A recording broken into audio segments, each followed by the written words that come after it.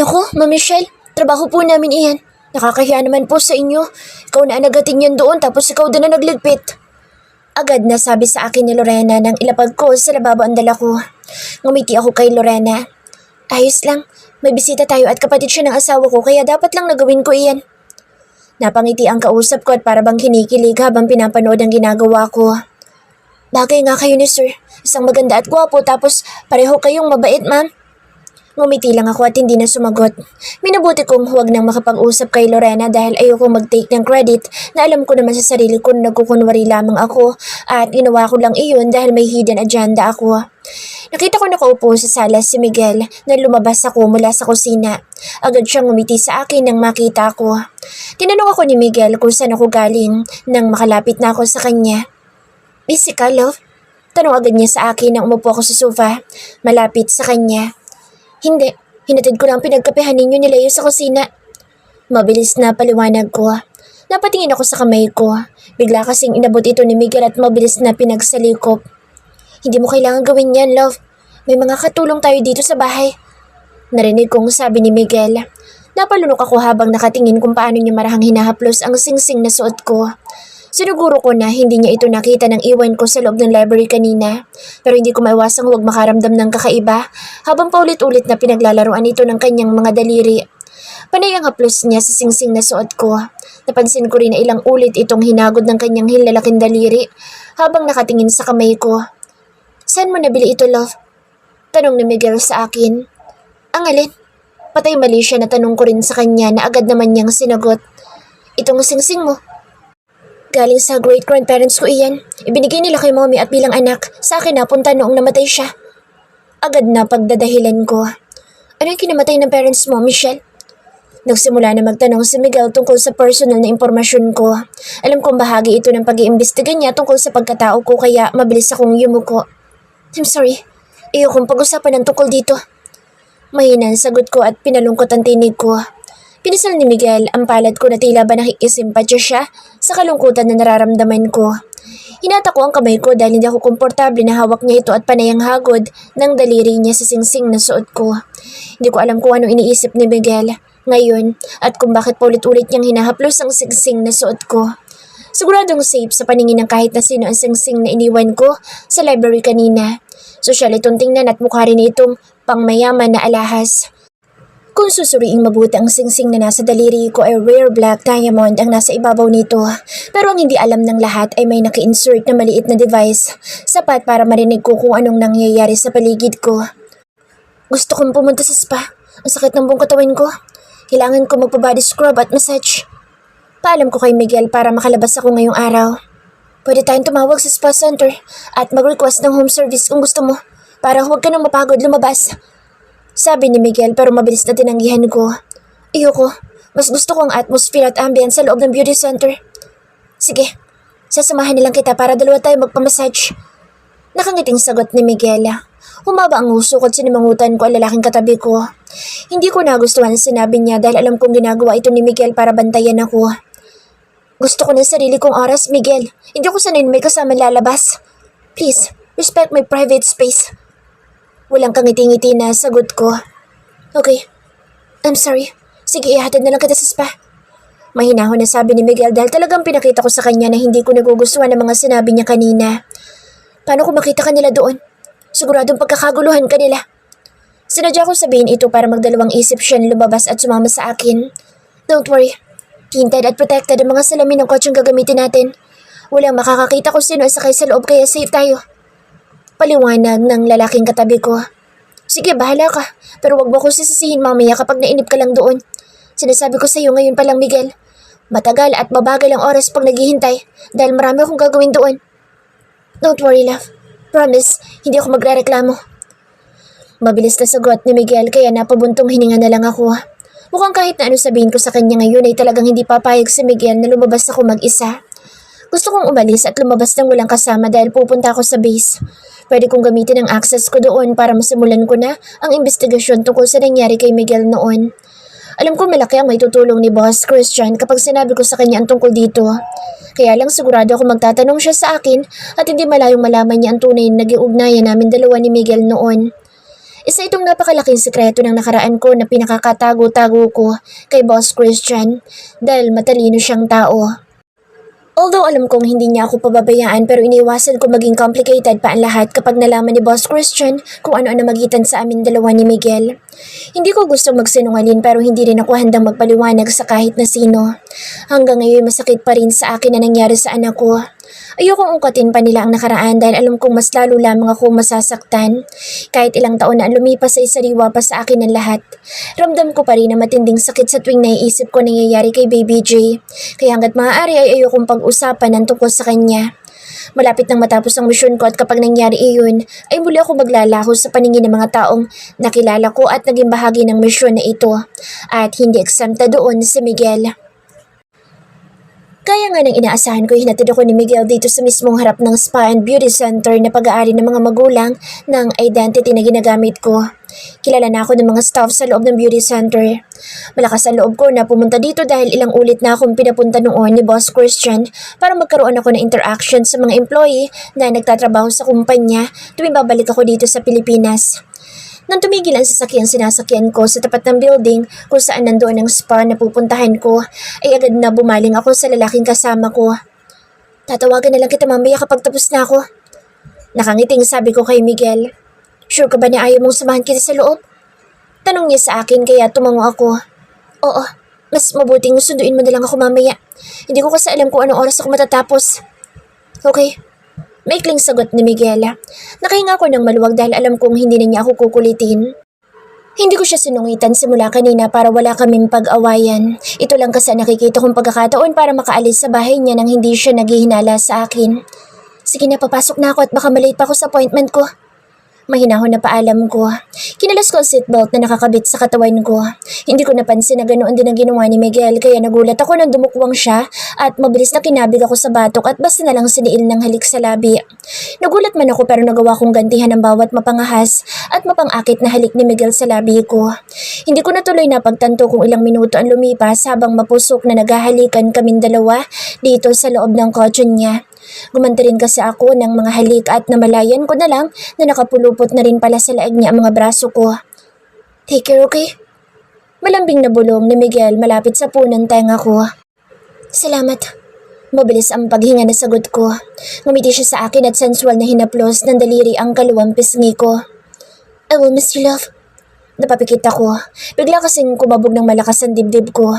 Hindi rin ako agad nakasagot dahil pakiramdam ko ay biglang nag-freeze ang utak ko at hindi ako makapag-isip ng maayos sa mga oras na ito. Isang magaan na halik sa labi ang sumunod na natanggap ko at pagkatapos ay naramdaman ko lumayo ang mukha ni Miguel sa akin. Napalunok na lamang ako na makita kong dinilaan niya ang pang-ibabang labi habang nakatingin siya sa akin. Mabilis na binuksan ko ang pintuan ng kanyang sasakyan at agad na bumaba. Malaki ang hakbang at walang lingon likod na naglakad ako palayo sa kanya at pumasok sa loob ng beauty center. Pakiramdam ko'y nagwawala ang puso ko.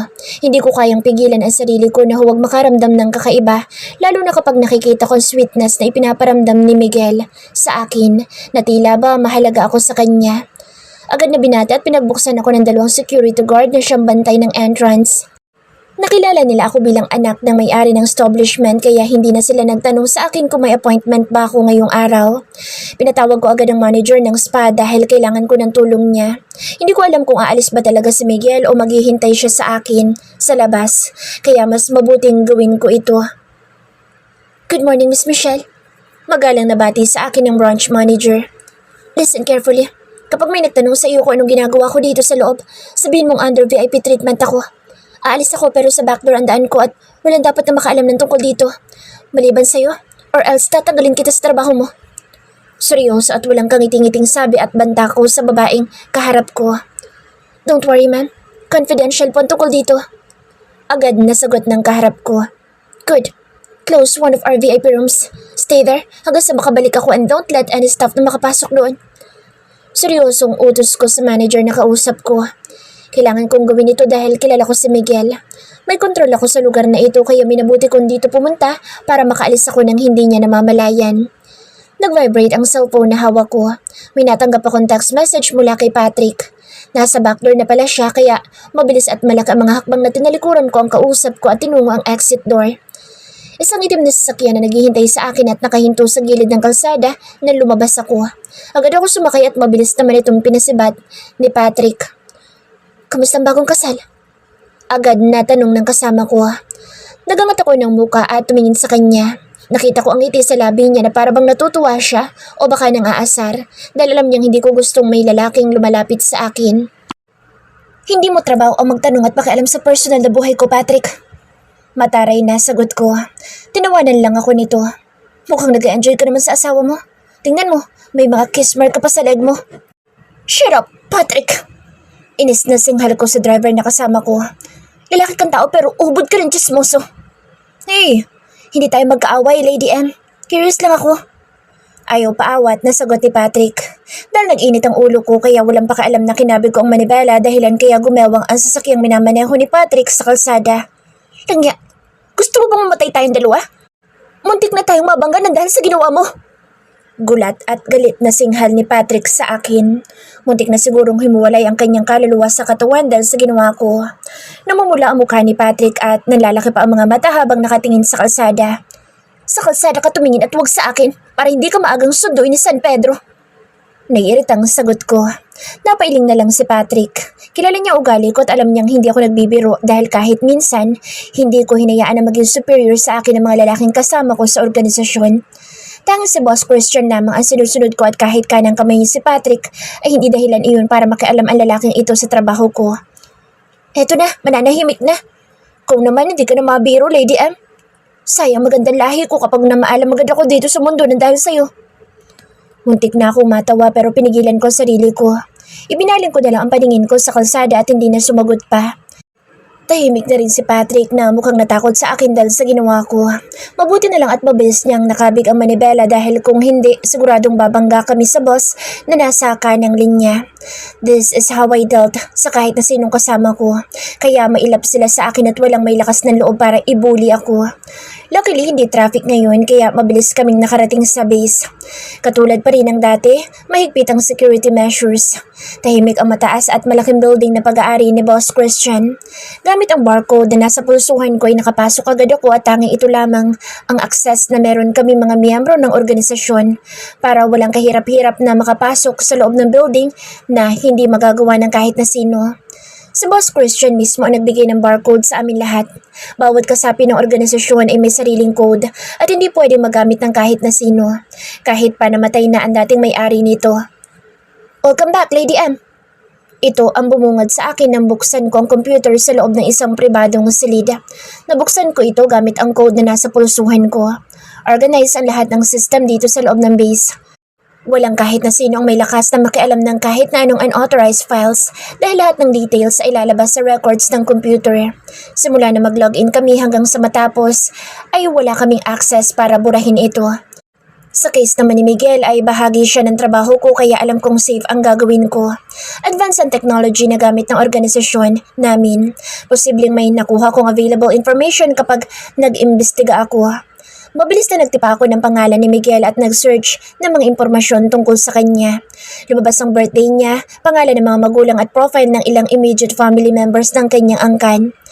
Kiara Monterreal pala ang asawa ni Leo. Siyang ang babaeng narinig ko sinabi ni Miguel kaya tiningnan ko ang profile niya.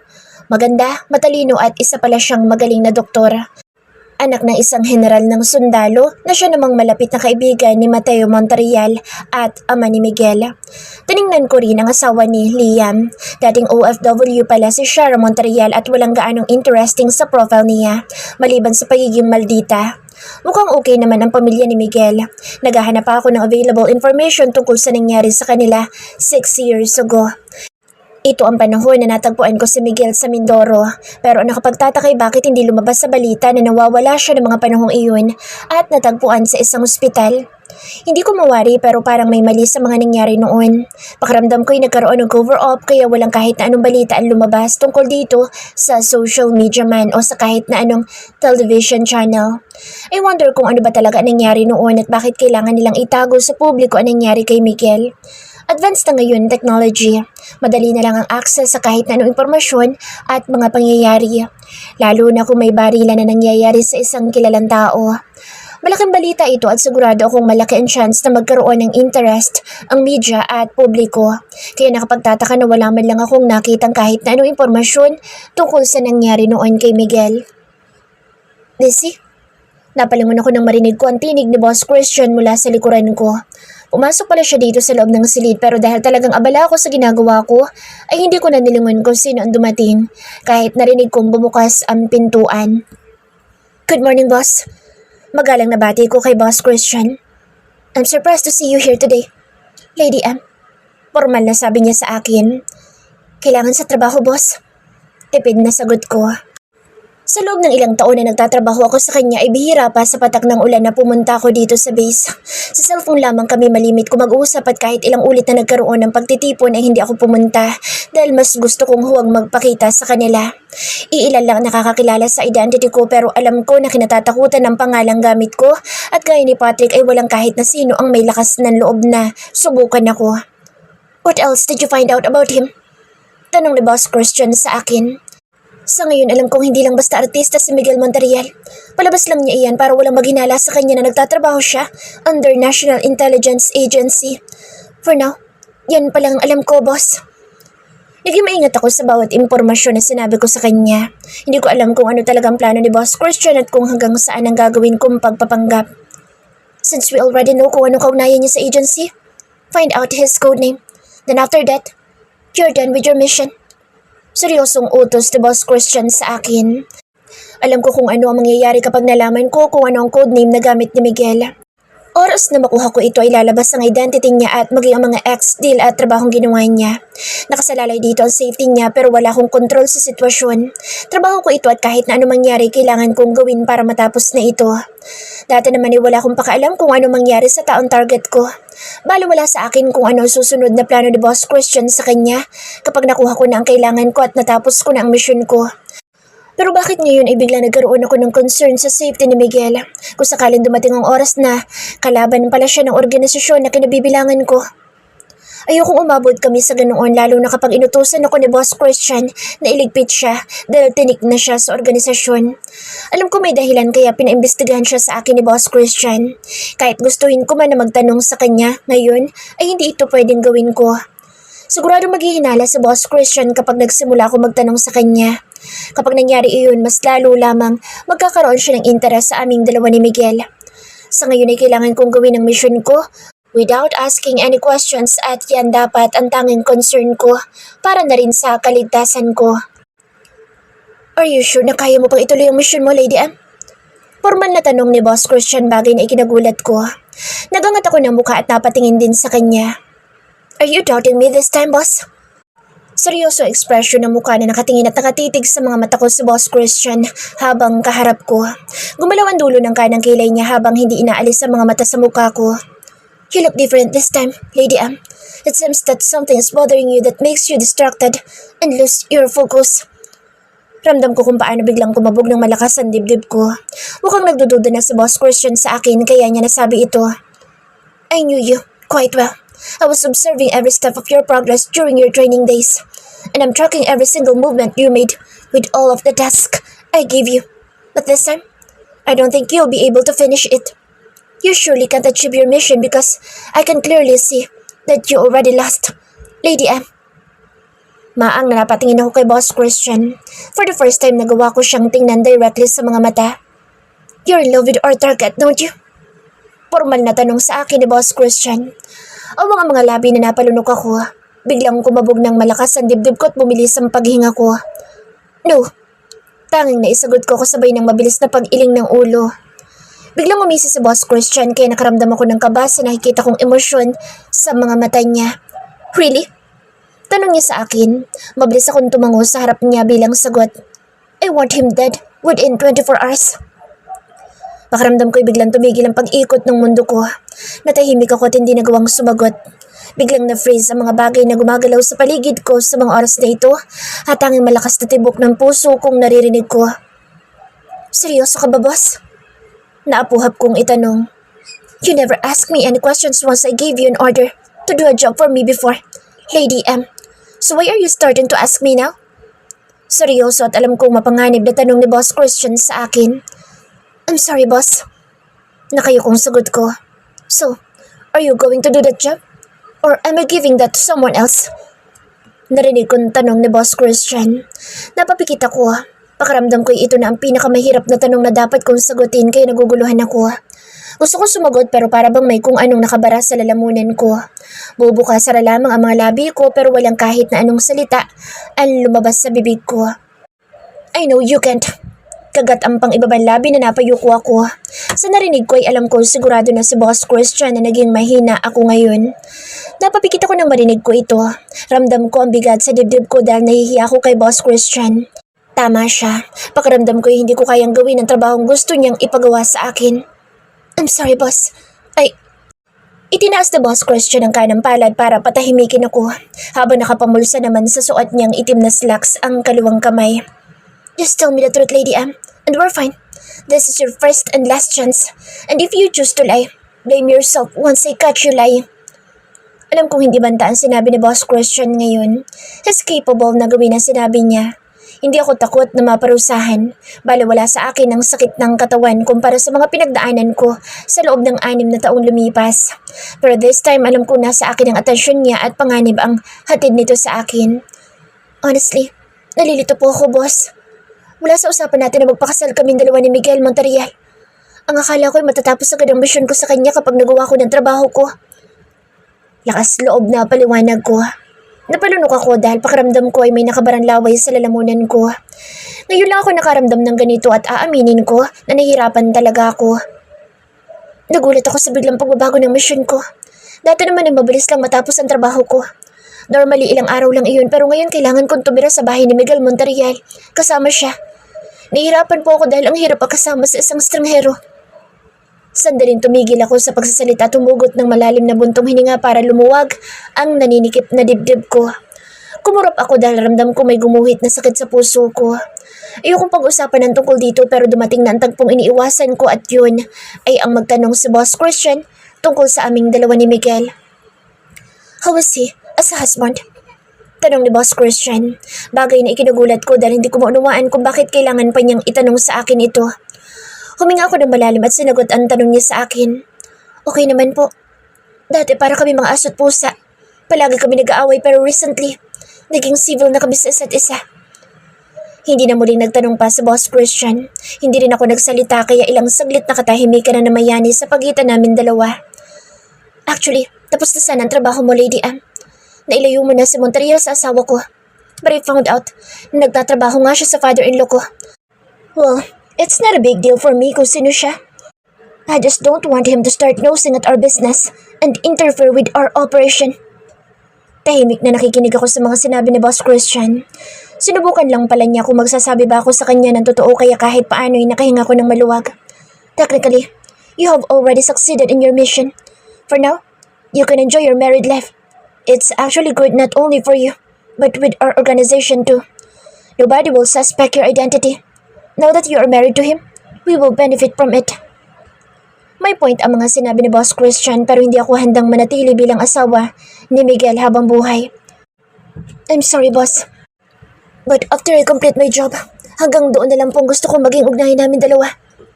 It's up to you. You know, I won't force you to do anything that against your will, especially when it comes to a married life. Kibit balikat na sagot ni Boss Christian. Dahil nandito na rin naman na siya, kaya nakausap ako na baka may makuha siyang impormasyon tungkol kay Miguel noon. Mahigit 6 years ago na ang nakalipas.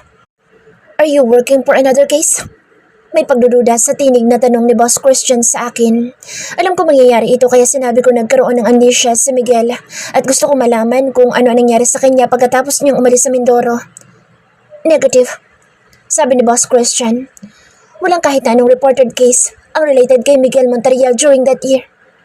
Ganito rin ang lumabas sa resulta ng paghahanap ko. Aware ako na pwede mangyari ang ganito lalo na kung may malaking tao ang sangkot at nasa likod ng mga nangyari noon. Pareho kami nang naging hinala ni Boss Christian. May mga taong may malawak na koneksyon at kapangyarihan ang nasa likod ng lahat ng ito. Para bang ayaw nila ipaalam sa mundo ang totoo nangyari kay Miguel noon. Tama si Boss Christian. Kung hindi ko natagpuan duguan noon sa dalampasigan si Miguel, ay baka isipin ko rin na hindi talaga nangyari ang ganoong trahedya sa kanya. Dahil wala namang kahit na anong balita tungkol dito hanggang ngayon. Ang sabi ni Miguel ay nabaril siya at nag-agaw buhay. Pero isa pang ipinagtataka ko ay bakit wala naman siyang kahit na anong bakas ng sugat sa buong katawan. Don't think too much about it. It has nothing to do with us. But you should be careful when dealing with your husband and his family, Lady Anne. We don't know who his enemy was, and being his wife, it will surely cost you something if you choose to stay with him for the rest of your life. Go home, Lady Anne. Sabi ni Boss Christian sa akin, tanging mahinang tango lamang isinukli ko sa kanya. Mas mabuting manahimik na lang ako dahil siguradong magtatanong na naman si Boss Christian tungkol sa amin ni Miguel kapag nanatili ako sa harap niya. Forget about your first mission. I'm sure your husband is not willing to die too young without having a baby. Nakangising sabi ng kaharap ko. Dahil sa narinig ko'y biglang nag-init ang magkabilang pisngi ko. Hindi ko alam kung seryoso ba si Boss Christian o baka sinusubukan na naman ako. Let me know kapag gusto mo ng takasan ng asawa mo. Nginisian pa niya ako pero hindi ko nagustuhan dahil ramdam kong may kakaibang naglalarong kung ano sa isipan ng lalaking kausap ko. Kilala ko ang ugali ni Boss Christian at kung paano siya mag-isip. Mukha lang siyang seryoso pero napakaraming alam na kalokohan at kahit ako'y hindi ligtas sa kanya kung minsan. Hinatid ako ni Patrick sa spa dahil 2 oras at kalahati lang naman ako nawala, kaya nagawa ko pang magpa-body scrub at massage. Kahit paano'y nawala ang matinding pananakit ng kalamnan ko at gumaan ang pakiramdam ko. Na-relax, hindi lang ang katawan ko kundi ang maging ang isipan ko. Bago magbihis ay tinawagan ko si Miguel. Ang sabi niya ay half an hour pa daw bago siya makarating kaya naghintay na lang ako dahil ayaw naman niya mag-taxi na lang akong pauwi sa bahay. Ay, nakangiting bati ko sa kanya nang buksan ko ang pintuan at sumakay sa front seat ng kanyang sasakyan. Kamusta ang pakiramdam mo? Tanong sa akin ni Miguel. Kinalas pa niya ang gamit na seatbelt para maabot ang strap malapit sa balikat ko at ikinabit ang seatbelt sa katawan ko. Napaupo tuloy ako ng tuwid at ilang segundong pigil ang hininga dahil nanonood sa ilong ko ang amoy ng pabangong gamit niya. I miss you, love. May lambing sa tinig at mahinang bulong niya sa akin. Napakurap na lang ako nang biglang naglapat ang mga labi namin dalawa ni Miguel. Basta na lang niya akong hinalikan at siniil ng halik sa labi. Parang gusto na namang kumawala ng puso ko. Ang lakas ng kabog ng dibdib ko na para bang tumakbo ko na napakabilis dahil hingal na hingal ako. Naghahabol tuloy ako ng hininga nang pakawalan niya ang labi ko. Hindi pa siya nakontento. Segundo lang ang pagitan para sumagap ng hangin ay muli na naman niya akong siniil ng halik sa labi. Nakapikit na tinanggap ko ang bawat pagsayad ng labi ni Miguel sa mga labi ko. Malakas na tunog ng bumusinang sasakyan mula sa likuran ang narinig ko dahilan para matauhan ako at bahagyang itulak si Miguel. Nagiinit ang magkabilang pisngi na umayos ako ng upo at nag-iwas ng tingin sa kanya dahil ang totoo ay ang awkward sa pakiramdam na makitang kinagat niya ang pang-ibabang labi matapos akong halikan na para bang nabitin pa siya. Parang walang nangyari na ikinabit ni Miguel ang seatbelt sa katawan niya at pinasibat ang sasakyan.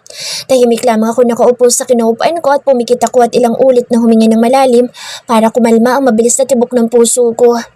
Nagkunwari akong naidli pero gising na gising ang diwa ko at malinaw na naririnig ko kung ano nangyayari sa paligid ko. Nakikiramdam lang ako habang hindi mawala sa isipan ko ang mga bagay na pinag-usapan namin ni Boss Christian kanina. Distracted ang isip ko ngayon, tapos hanggang ngayon parang tuksong nararamdaman ko pa ang bawat pagsayad at hagod ng mainit na dila ni Miguel sa labi ko. Kaya ilang ulit na napabuntong hininga na lamang ako. Hindi matanggap ng isipan ko na tama nga ang mga narinig kong sinabi ni Boss Christian. Imposibleng mahal ko na si Miguel dahil kahit na may nangyari ulit sa amin dalawa at nagkaroon pa ng anak ay wala naman kaming relasyon. Isa pa wala kaming kahit na anong usapan noon. Minsan lang namang may nangyari sa amin sa Mindoro. Oo, aaminin ko attracted ako sa kanya ng mga panahong iyon pero hindi ibig sabihin niyan ay mahal ko na siya. What's wrong? Tanong ni Miguel nang narinig niyang nagpakawala na naman ako ng isang malalim na buntong hininga. Nothing. I'm just sleepy. Mabilis na pagdadahilan ko. Ayoko magpaliwanag. Tinatamad din ako magsalita kaya nanatili ako nakapikit. Pero nakakainis ay hindi naman ako makatulog kahit saglit lang. Ang daming pumapasok sa isipan ko. May bahagi ng isip ko ang gusto ko nang umalis at lumayo kay Miguel. Mas mabuti kung huwag na ako magpakita sa kanya kahit kailan para matapos na ang lahat ng ito. Pero bakit nagdadalawang isip akong gawin ito? Alam kong may mali sa nangyari noon kay Miguel. Hindi ko alam kung may ideya ba siya na walang kahit na anong lumabas na balita tungkol sa trahedyang kinasangkutan niya. Wala din ako nakuhang kahit na anong record na gumawa ng police report ang kanyang kapamilya. Hindi rin nagsampa ng demanda ang mga magulang ni Miguel laban sa sinasabi nilang general na siyang dahilan kung bakit nagkagulo ang kanilang pamilya. Para bang may malaking lihim ang kanyang pamilya kaya ganoon na lang kung pagtakpan nila anong nangyari noon kay Miguel. Love, umalis ka ba sis pa kanina? Bigla ay narinig kong tanong ni Miguel, dahilan para mapamulat ako at nagtatanong ang mga mata na napatingin sa kanya. Why are you asking me like that? Salubong ang kilay na tanong ko sa kanya. Nothing. Kalimutan mo na sinabi ko. Mabilis na sagot ni Miguel habang ang mga matay seryosong nakatingin sa kalsada. Pinagdududahan mo ba ako? Hindi nakatiis na tanong ko sa kanya. No, pero pwede ka maging honest sa akin. Kung gusto mong sabihin ko saan ka talaga nagpunta kanina. Natigagal ako. Nag-aakusa na tinitigan ko ang seryosong mukha ni Miguel na ngayon ay tanging sa kalsada nakatutok ang kanyang mga mata. Nawala ang mapaglarong ngiti sa mga labi niya na lagi ko nakikita kapag playful siya. Biglang nagbago ang nakikita kong emosyon sa kanyang mga mata na para bang may natuklasan siyang hindi niya nagustuhan. Tell me the truth, love. Anong ginawa mo sa Casimir Empire Building sa Makati? Lalong naliit ang mga mata ko. Ibig sabihin ay sinusundan nga ako ni Miguel. Kaya alam niya kung saan ako pumunta kanina at kahit itanggi ko ito ay sigurado akong hindi siya maniniwala. How did you know that? Matigas na tanong ko sa kanya. I had my ways. Formal at seryosong sagot ni Miguel sa akin. Inikutan ko siya ng mga mata. Imposible namang nakasunod siya sa akin kanina dahil magkaiba ang entry at emergency exit point ng spa. Bukod sa wallet na hawak ko ay tanging cellphone lamang ang dala ko. I wonder kung alin sa mga ito ang nilagyan niya ng tracking device. Kaya nalaman ni Miguel kung saan ako nagpunta kanina. Mukhang may nakatanim na device sa mga gamit ko at hindi ko agad napansin ito dahil hindi ako nag-tracing kanina bago kami umalis sa kanyang bahay. Mautak talaga ang lalaking ito. Mukhang mas mahirap akong matapos ang misyon ko dahil nakikita kong pinagdududahan niya ako.